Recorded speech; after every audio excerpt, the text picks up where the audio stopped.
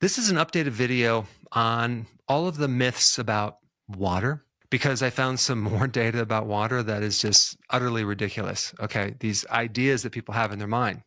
Let's talk about the first one. By the time you're thirsty, it's too late. You're already dehydrated. That is utterly ridiculous. I don't know where people got that idea, but it's kind of like you could say that about eating. By the time you're hungry, it's too late. You're starving. Your body has all these different perceptions. Thirst is one of them, and your body will let you know when it's thirsty. I mean, I don't know who's pushing this idea that we can't go by thirst anymore. We have to drink before we're thirsty. Our bodies have the perception of thirst, okay? Unless we have brain damage, a tumor in our brain, maybe some type of autoimmune condition to our brain, or it could be that you're just not having enough salt in your diet, okay? And so your blood is very diluted, and you're going to get rid of the sensation of thirst if you don't have enough salt. But you should really go by your thirst. Just drink when you're thirsty. All right, next one is you should drink enough water until your urine is clear. Your urine should not be clear. It should be slightly straw color or yellow. That's the normal color of urine. If your urine is too clear, you're too diluted. Now, if your urine is too dark, okay, that also doesn't mean you need to drink more water. That means that you might have a liver issue because the liver has something to do with getting rid of that pigment. Now, if your urine is a little bit foamy, it could be more of a kidney problem, or it could be you're consuming a little bit too much protein. All right, the next one. You need to keep drinking so you're going to be full, so you'll eat less. Like the water is going to stay in your body, right? Drinking more water is not going to help you lose weight. Now, there is data that shows that if you replace your sodas with water, yes, of course, you're going to lose weight. You're consuming less sugar water, but the water itself doesn't help you burn fat. All right, the next one. Drinking more water will flush out your toxins. Most of the toxins are fat soluble. They're stuck in the fat cells. You're not going to detox by drinking a lot of water. That's not going to happen. All right, next one is water will prevent dehydration. Well, yes, you do need water for hydration, of course, but you also need electrolytes and sea salt, which is actually electrolyte as well. Because what's going to happen is you're going to drink all this water, you're going to dilute a mineral called sodium. There's a condition for this. It's called hyponatremia. That means low sodium in the blood. You can get swelling, edema in your brain, cramping. You're going to feel weak. You're going to get a headache. You're going to get irritable, and you're going to have cognitive problems, and you could even go into a coma. Let me tell you a real life situation. Even in my practice, I've had people come in that had high blood pressure. They're on a diuretic, okay, which by the way, lowers their sodium. They're told to drink a lot more water. So now we're really diluting that sodium.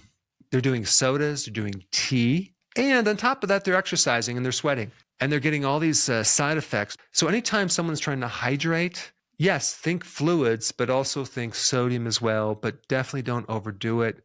Drink when you're thirsty. Your body will tell you when you're thirsty if you listen to it. If you're exercising, if it's hot outside, if you're sweating, if you just did a sauna treatment, or you drank a lot of alcohol, you need to drink a lot more water. If you're at risk for a kidney stone, drink at least 2.5 liters of fluid a day. So again, I'm not against water, but I am against drinking massive amounts of water when you create other imbalances. Another point about fluids is that drinking a lot of water right before you eat, and you could drink right before eating, it's not going to be a problem. But if someone has, let's say they have acid indigestion, okay, they have heartburn, and they get bloating, it could mean that they don't have enough stomach acids. It might not be the greatest idea to drink a lot of water right before you eat, especially if you have those symptoms.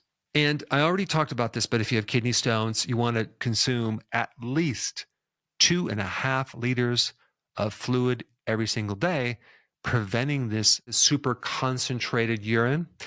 If you have gout, uric acid crystals, one thing you can do is you can add a little bit of baking soda to the water to alkalize it, which would then cause the gout symptoms to reduce. Now, if you have kidney stones, you can add lemon water because the citrates will bind with the oxalates and prevent the formation of oxalates connecting with calcium.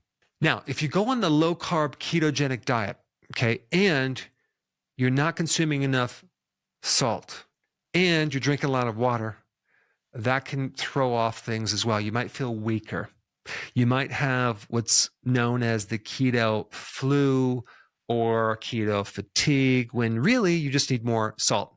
The next thing that you hear, drinking more water is really good for the kidney because it keeps the kidneys clean and functioning. There's this idea that if you keep flushing the kidneys, they'll be purified.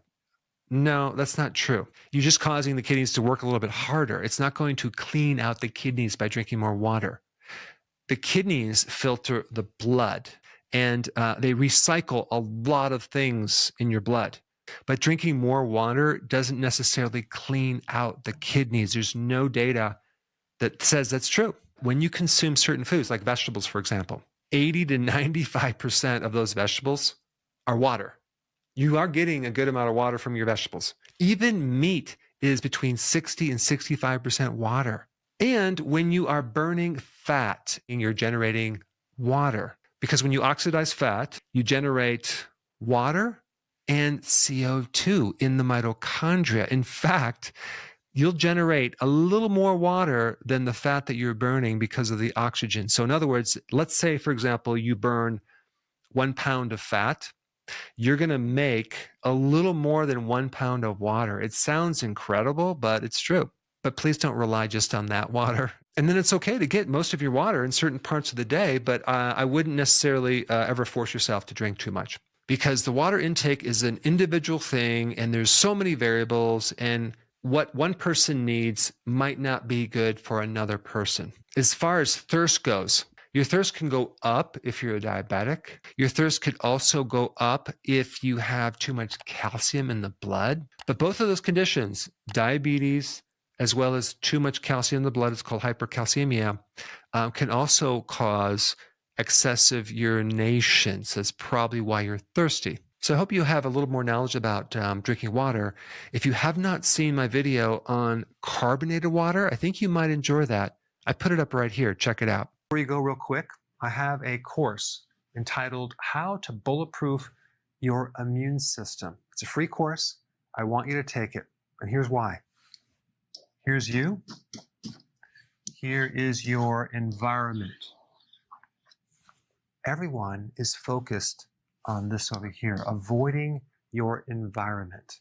But what about here? What about strengthening your immune system? That's what's missing.